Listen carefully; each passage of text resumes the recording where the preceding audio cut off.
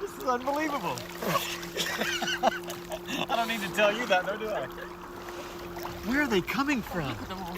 There's 10 of sure them here. Quite safe? No, I'm sure it probably isn't.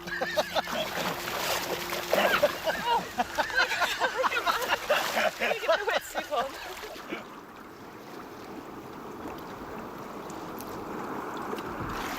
These are really strange animals. Quite bizarre. It's creatures like these that serve as great reminders to us that the ocean really is an alien environment, and many of its inhabitants are every bit as strange, if not stranger, than science fiction. But before we go deep, here in the Cayman Islands, we're going to start in shallow water.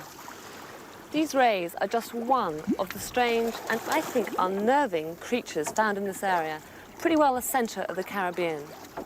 And to track down all these animals, we're going to have to use what we know of their feeding behaviour and their daily activity patterns.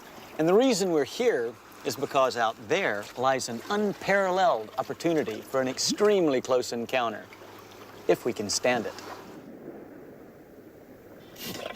Sometimes I feel more like a Star Trekker than a sea trekker wearing this cap.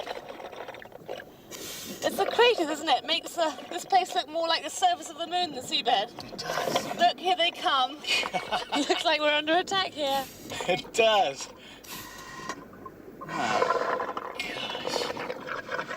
Good grief. There's a whole squadron of them. What amazing animals. Whoa. Must say, I'm glad I'm in a wetsuit. I guess you are. They might be friendly forces, but no promises. I'm being smothered in them. It's really unique to get this close to any wild animal. But especially these guys. Stingrays are in the same group of animals as the sharks. You can imagine a shark that has been flattened out. That's really what these are. They have all the same characteristics. These animals are bottom dwellers. They come into shallow, sandy areas like this each morning to start feeding. Amazing animal. They are extraordinary to touch, aren't they? The underside is so smooth and silky. The back's just a little rougher. And you get these spines running along the top of their backs, which are actually quite sharp. And it's a very poisonous, about a 6-inch spike. And of course, stingrays are famed for their sting. Oh!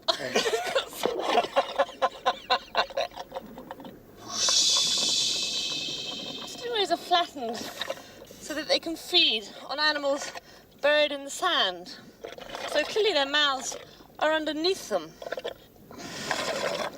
So they find their prey not so much by sight as by an electrical sense. They have very sensitive pits spread out all the way along the front of their underside that picks up electrical discharges from the prey buried in the sand. The other problem about lying on the sand is breathing. Really, they don't want a gillful of sand. So they have developed these enormous, great big spiracles, big holes just behind the eye. They suck in water, and it comes out under their tummies through the gills. Well, I think it's safe to say that our Caribbean experience is starting out with a bang. I can't imagine a better encounter than these stingrays.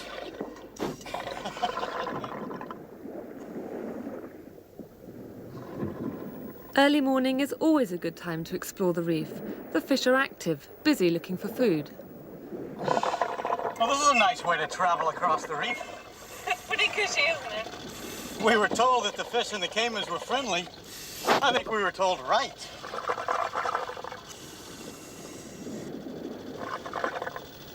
Most reef fish feed during the day. Some, like the parrotfish, are herbivores. They graze on algae-covered rocks. Angelfish prefer to nibble at sponges, while other reef predators are carnivores. Well, you found a friendly one. Extraordinarily tame, isn't he? They seem like a pretty big fish to be handling. Groupers come in an incredible size, sofa size, but also they come this big, and all of them are predators. Some of them actively seek their prey, but ones like this are ambush predators. They love being tickled behind the gills, don't they? I think it's probably only fair to say that this isn't an absolutely natural behavior. This area is frequented by divers, and groupers like this are often fed. So this attracts them and allows us to get this close. What a wonderful fish. Never known a fish so friendly. But there are fiercer predators, and some have quite a reputation. Here on the shallow reef, a lot of animals detect their prey by smell, including moray eels. These are usually nocturnal predators and have very bad eyesight. There you go. Oh, she's slimy. I'm not too happy about playing around with a moray for too long. I think I'll leave it there. Sea fans and soft corals do really well on Caribbean reefs. But wherever you are, it's fish that always catch the eye. The large angelfishes probably more than most. These decorative fish spend the daylight hours browsing over the reef. They eat sponges, which thrive here. In fact, sponges make up 90% of their diet.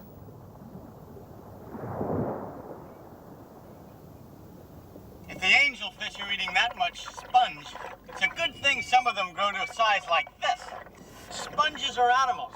This entire structure is a colony made up of 1 million little cells, each one having a different purpose, a different function. Some of them are designed to move water through the structure, filtering out particles, which others in turn digest. And yet others take this digested material and spread it around to the colony. As a matter of fact, this colony is so efficient that it filters, in any given day, 400 gallons of water. That's a small swimming pool.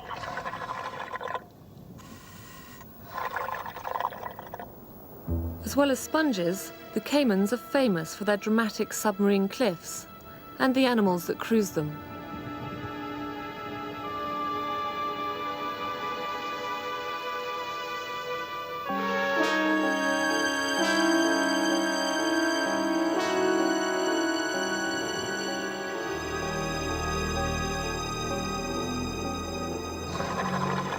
Here you are. Mike, you should have been here earlier. I've just seen some beautiful eagle rays. I think I'll stay up here and leave you down there with your fans. If you get your buoyancy just right, hovering along the drop-off is like floating in space, especially when there's such a vast drop into nothingness below. And it's a prime place to find gorgonians and sea fans. Gorgonians feed much like hard corals do, with polyps taking little bits of plankton from the water. And that's why it's absolutely vital to them that they lie at 90 degrees to the current or the prevailing water movement. At the moment, the current isn't running, so the polyps aren't out, and the gorgonian isn't feeding. But you can see the lattice work particularly well.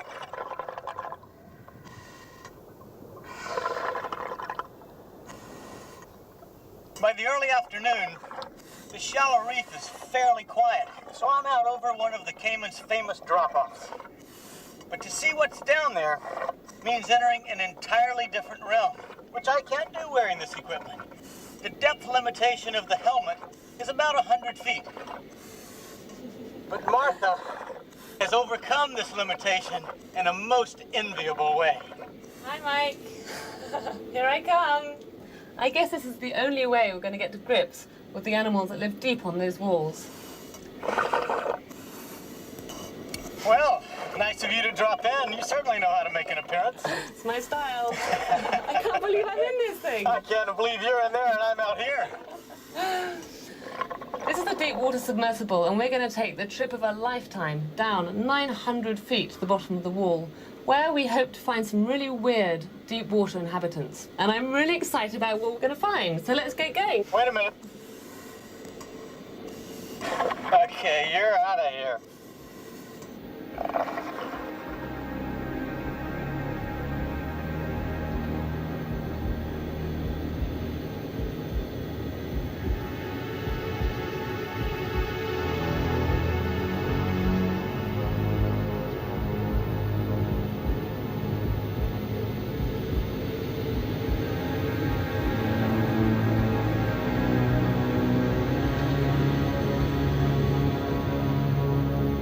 Grand Cayman is surrounded by a shallow shelf.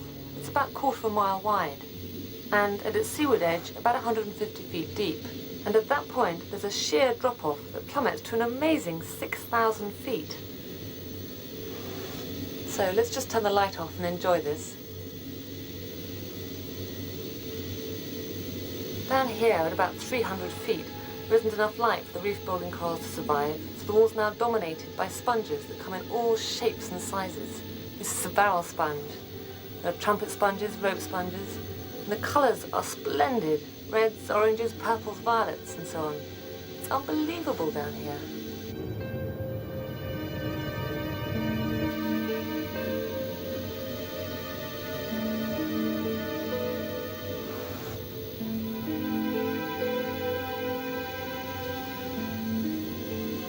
Here at 900 feet, the landscape is incredibly lunar-like. Everything's covered with a fine white dust. It's called marine snow and is made up of dead plankton, little bits of detritus, and probably salt as well. These marine lilies sticking out from the rocks are animals, and they can move incredibly slowly along the rock. They orientate themselves against the current so that their arms can pick up tiny bits of food floating by in the water.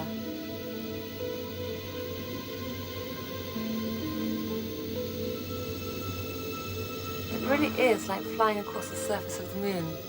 What an amazing place. Our next move was away from the reef and out to the open ocean. I wanted to try an experiment, and for that we went north to the Bahamas. We know sharks occur here in the daytime, but I'm curious if they're here at night as well. But it's an unfamiliar area with unfamiliar animals, so I'm on the boat for this experiment. Beneath us, we have a remote camera trained on an underwater hydrophone that will be sending out pulses that hopefully will attract sharks. Sharks can hear from about 10 to 800 hertz, or cycles per second, but they're particularly attracted to very low-frequency sounds, similar to what might be given off by a fish in distress. So I'm going to tune this equipment to produce a combination of low-frequency pulses. And if all goes according to plan, when I turn on the hydrophone, sharks will come around.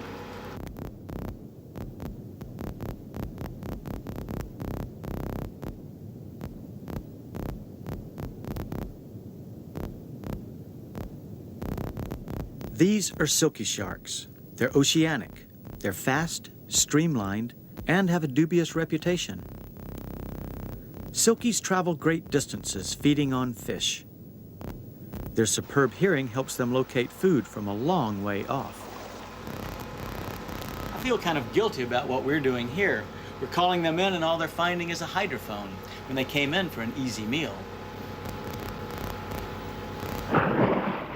Well, speaking of easy meals, are you sure you're ready for this one? Well, Look at this. Mike, they feel incredible. They're gorgeous animals. I can't believe you can touch sharks underwater like this. I can't either. We're here in the pelagic realm, home to these silky sharks, as well as all these jacks around us. But it's the sharks that are at the top of the food chain here, because once they're adults, they have very few predators, except for us, and of course themselves. Some sharks, before they're born, actually start eating each other inside the mother's body. Reproduction in sharks is very confusing. They all have internal fertilization, but the similarities stop just about there. Some of them lay eggs, Most of them give live birth. Others lay eggs that hatch inside the female's body. But once they're born, the juveniles still have a hard time. They're still very vulnerable to being eaten by other sharks. So, like most fish, juveniles have a very, very fast growth rate. At that point, they're still close to the reef as a reference point, almost a nursery. And only when they're truly adults do they come out into the blue water and become truly pelagic. I can't believe we can do this. Completely open ocean. You can see in these silky sharks a very subtle adaptation they have to living in the pelagic environment. It's called counter shading, where the top of their bodies are slightly darker than underneath, which tend to be very light. So that if a potential predator views this animal from the bottom, it sees the white underside, which blends into the surface. Views it from the top looking down, the dark surface blends into the deep blue ocean. So this is a subtle yet very effective means of camouflage.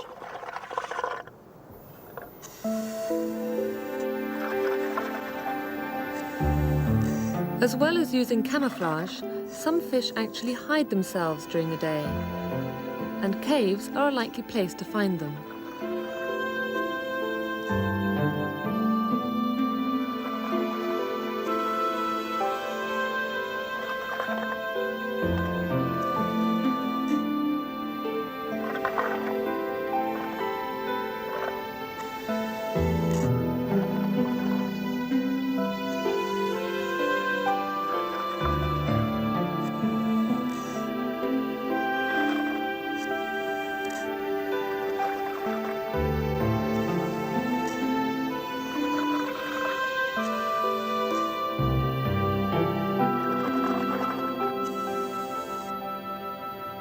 It's predators like these that small fish try to avoid.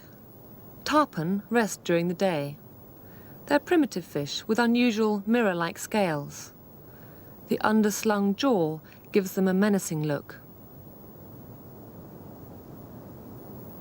They're effective nighttime predators. As dusk falls, they'll move out onto the reef.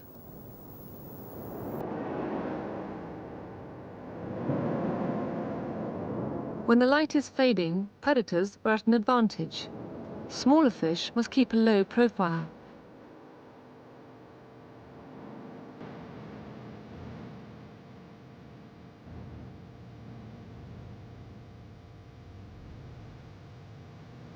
The demand for food and space is so great that activity on the reef continues 24 hours a day. While one lot of animals are sleeping, others are feeding. Very few work both shifts.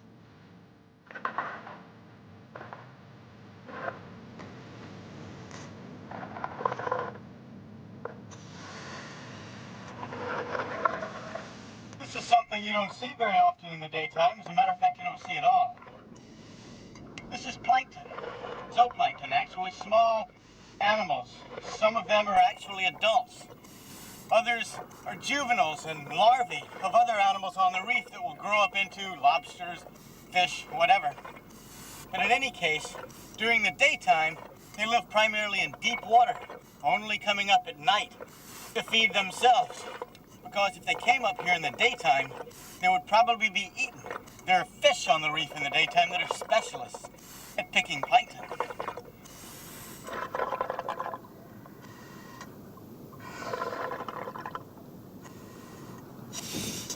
I'm amazed to find so many sea urchins on the reef.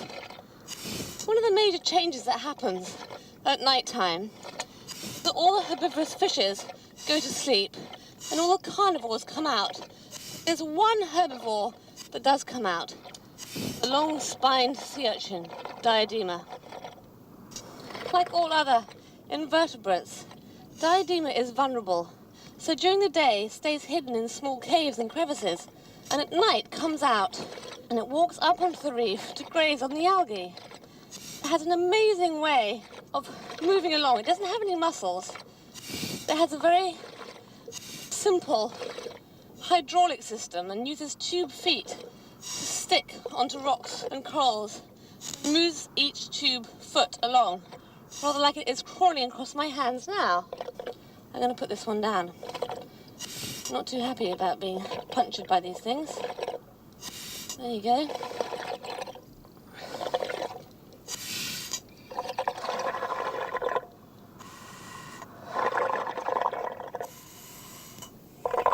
This is a classic night feeder coral. In this case, brain coral, because of the undulations all over the skeleton. Corals are animals, colonial animals. And at night, they extend their polyps, which collect plankton you can see zooming by. If they tried this in the daytime, it wouldn't work very well because these little polyps are perfect food for a lot of the reef fish that are out feeding in the daytime. Sea fans and gorgonians also collect food by exposing their polyps. They can feed at any time, but like the hard corals, it's safer for them to do so at night. While the corals feed, daytime fish sleep. Most tuck themselves away in a nook or cranny for safety. This parrotfish has only just settled down, but soon it'll be hidden within its own mucus cocoon. About an hour before dawn, the reef changes over again. The nighttime animals start going to sleep. The daytime animals come out of their holes, and it all comes alive. But the Caribbean had one more animal we both really wanted to swim with.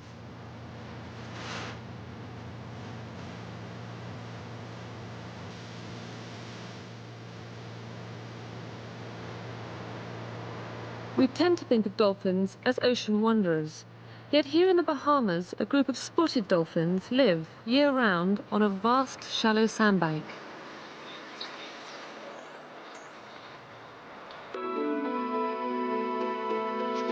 They're coming down. Yep. Try a circle. It's a little difficult in these, but if we don't give them some feedback, they carry on doing whatever they were doing before. They're all around us. Hi there. You can see very clearly here. These are the adult ones with lots and lots of spots. White ones on the top and dark ones underneath.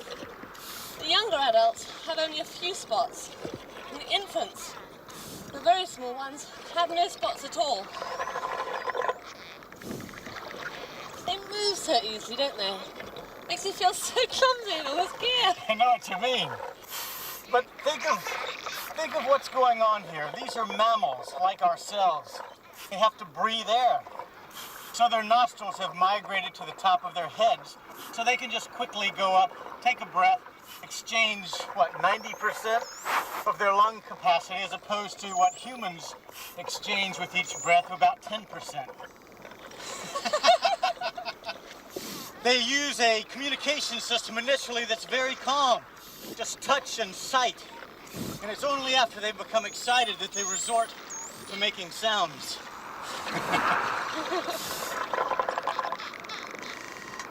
Amazing. That was lovely, wasn't it? It was wonderful.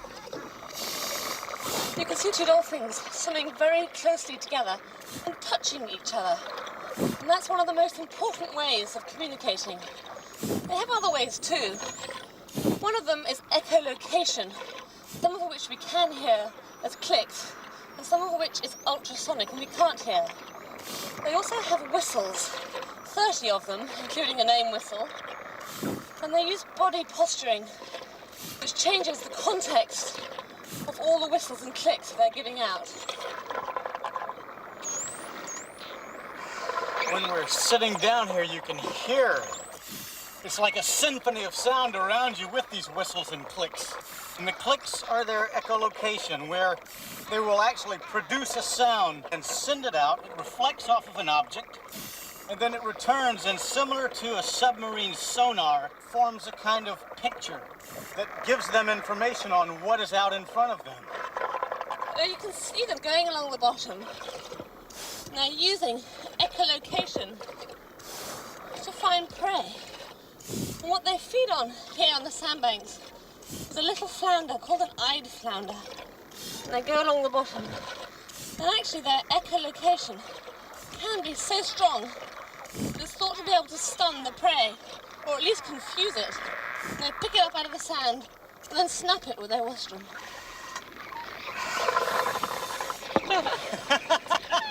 It's lovely. When you see a dolphin swim by with a little bit of air coming out, it could be a signature whistle. And that is rather like we have names, and Mike is called Mike and I'm called Martha. Dolphins each have their own particular whistle. Its tail around the dorsal fin of the infant. And by that way, guides it where she thinks they ought to go. But the temptation to really swim with them was overwhelming. So we decided to rid ourselves of our bulky gear and enjoy the freedom of snorkels. We found that by swimming like dolphins, or at least attempting to, we could have closer and longer encounters. The difference was enormous. The dolphins swam alongside us, mimicked and dived with us. These completely wild animals were choosing to spend time with us. It was a remarkable encounter, and one which we knew would be hard to beat.